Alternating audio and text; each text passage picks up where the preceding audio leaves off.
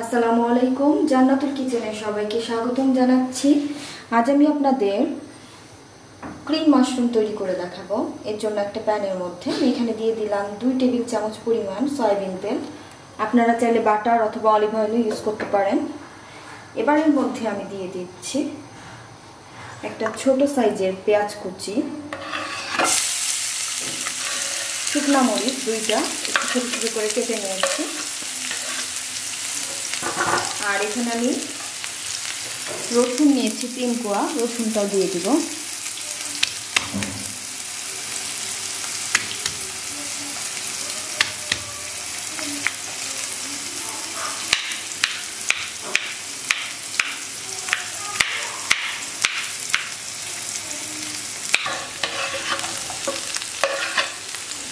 আমি এর মধ্যে রসুনটা দিয়ে দিলাম। এবার সব কিছুকে আমি একটু হালকা বাদামি করে ভেজে নেব।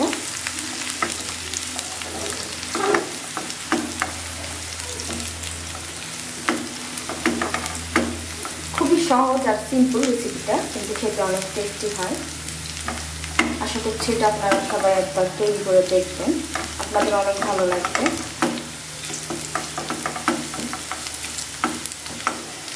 জাস্ট পেঁয়াজ আর রসুনটা একটু সফট হয়ে হালকা পিঙ্ক কালার চলে আসছে। আমার এটা প্রায় হয়েই গেছে।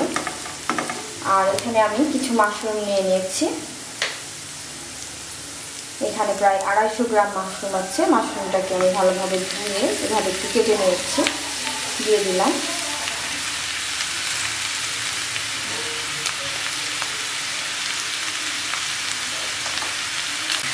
এবার মাশরুমটাকে একটু আমি এই যে পেঁয়াজ রসুন আর মরিচের সঙ্গে হালকা একটু ভেজে নেব। এবার আমি এর মধ্যে দিয়ে দিলাম স্বাদ অনুযায়ী লবণ। দেখতেই পাচ্ছেন মাশরুমটা কিন্তু একটু সফট হয়ে এসছে। এবার আমি এর মধ্যে দুধ অ্যাড করব, প্রায় হাফ কাপ পরিমাণ।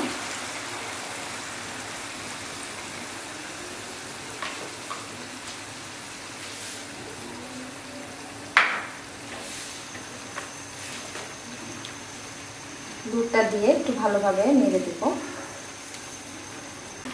এবার আমি এর মধ্যে দিয়ে দিচ্ছি হাফ চা চামচ পরিমাণ গোলমরিচের গুঁড়া।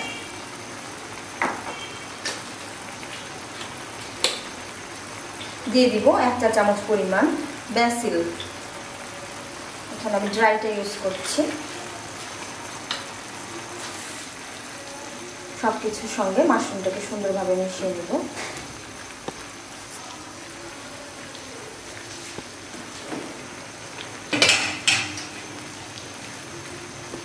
ঢাকনা দিয়ে ঢেকে দিচ্ছি। প্রায় 5 মিনিট পরে আমি ঢাকনাটা উঠিয়ে নিচ্ছি। দেখতেই পাচ্ছেন মাশরুমটা সফট হয়ে যাচ্ছে আর দুধটাও শুকিয়ে যাচ্ছে। এবার আমি ক্রিম অ্যাড করছি। এখানে আমি প্রায় 1 কাপের মতো ক্রিম দিয়ে দিব।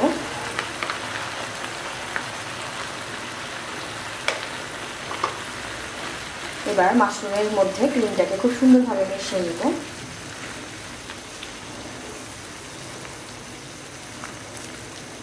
দেখতেই পাচ্ছেন এটা কতটা ইয়ামি হয়েছে। এটা দেখতে যেমন ইয়ামি হয়েছে আর এটা খেতেও কিন্তু ঠিক ততটাই বেশি ইয়ামি হয়েছে।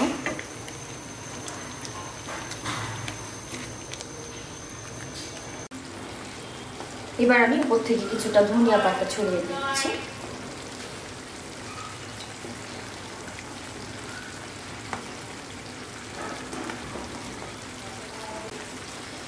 এবার ধনিয়া পাতাটাকে খুব সুন্দরভাবে মিশিয়ে দেব। আর আমার গ্রেভিটাও ঘন হয়ে এসছে। এবার এটাকে আমি নামিয়ে পরিবেশন করব। তৈরি হয়ে গেল দারুণ মজাদার আর খুবই সুস্বাদু ক্রিম মাশরুম। আশা করছি এটা আপনারা সবাই ট্রাই করবেন, আপনাদের অনেক ভালো লাগবে। আর আমার এই রেসিপিটি ভালো লেগে থাকলে আমার চ্যানেলে সাবস্ক্রাইব করুন। সাবস্ক্রাইব বাটনের পাশে থাকা বেল আইকনটিতে ক্লিক করুন। এতে করে আমার নিত্য নতুন সব রেসিপিগুলো আপনারা খুব সহজেই পেয়ে যাবেন। খোদা হাফেজ।